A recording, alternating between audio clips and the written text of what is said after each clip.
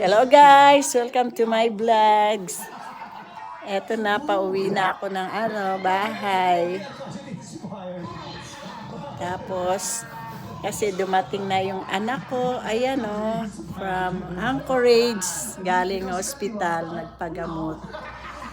Kaya, pauwi na. Hintayin ko na lang yung sundo ng asawa ko. Eto, sa 3 days kong pagbabantay dito sa apo ko. Yan. Makaka-uwi na rin. Tapos, support my YouTube channel. Hello, Nak. Hello, Nak. Say hi.